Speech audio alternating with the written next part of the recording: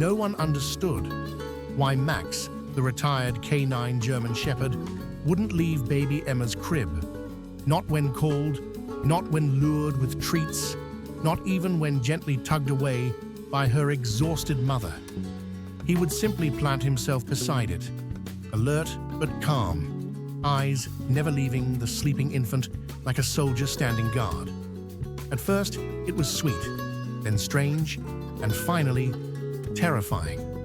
Max had served 6 years on the police force, brave, intelligent, and deeply loyal.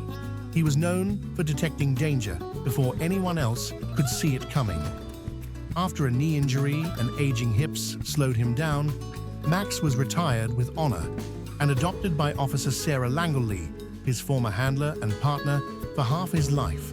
Sarah lived a quiet life in a sleepy town in Oregon. Recently married to David, a local contractor known for his charm and ready smile, she had just given birth to their first child, Emma, a beautiful girl with curls like spun gold and a giggle that could melt the hardest heart. Max had always been gentle with children, but from the moment Sarah brought Emma home, he was glued to her side. Wherever the baby went, Max followed. He curled up beneath her swing, napped beside her crib, and barked low and sharp if anyone unfamiliar got too close.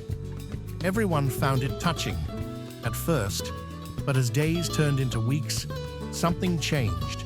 Max became increasingly tense.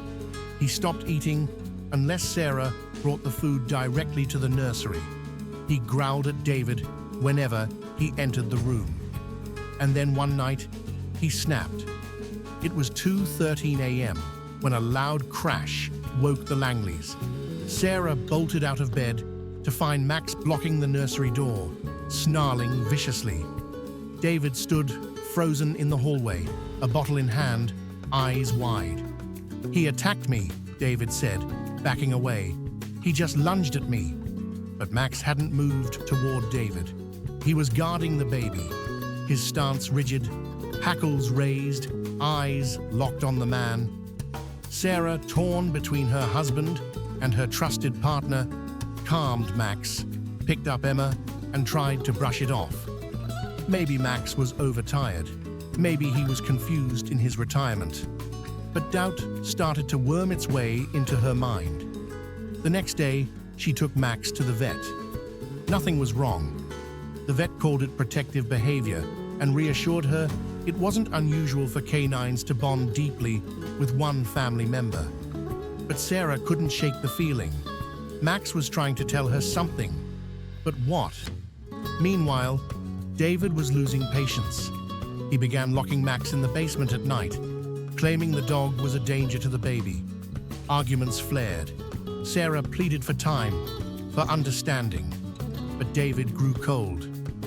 "You care more about that damn dog than your own husband," he snapped one night. Sarah said nothing, but deep inside, a gnawing fear had taken root. Why would Max, who had spent years protecting her life, turn on someone unless he sensed something truly wrong?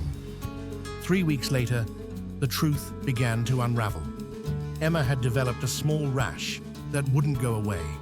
Her pediatrician ran routine blood work, and the results changed everything. "There's something odd," the doctor said carefully. "Emma's blood type doesn't match yours or David's." Sarah blinked. "What?" "Sarah is O positive. David is AB. Emma's type is a negative. That's genetically improbable." Her world tilted. She confronted David, who looked pale, but not surprised. "I didn't want to tell you," he said. "I didn't know how." Emma wasn't his. The truth unraveled in choking waves. David had discovered months earlier that Sarah had a brief, unintentional overlap with an old flame while they were on a break. She hadn't known she was pregnant at the time. He had done a secret paternity test when Emma was born, but he'd said nothing, stewing in resentment, growing colder. "And you were going to pretend forever?" Sarah whispered.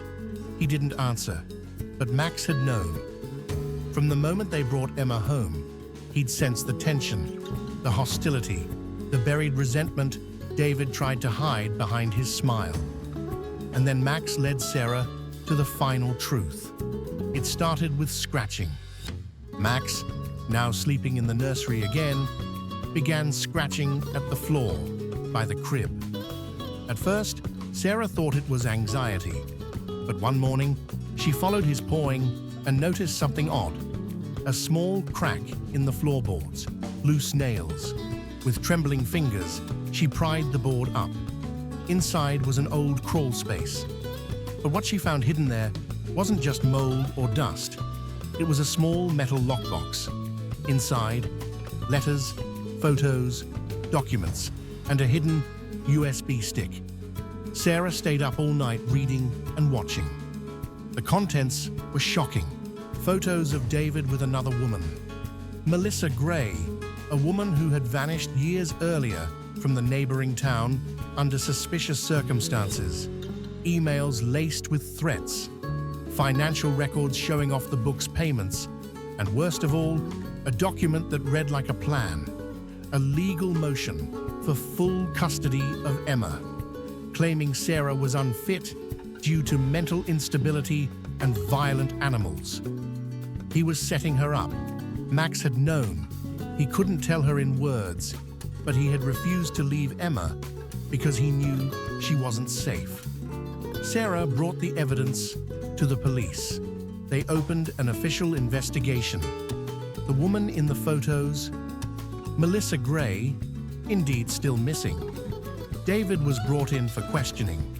While the full truth is still under investigation, what they uncovered so far was enough to ensure Sarah and Emma were protected. Max became a local hero again.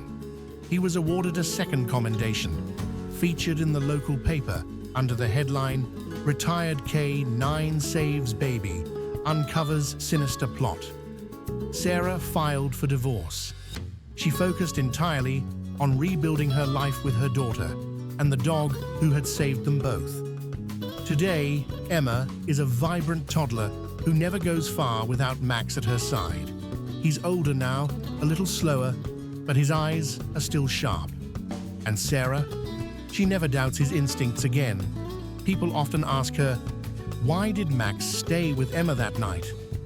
Sarah just smiles and says, because he knew she needed him, even when I didn't know I did.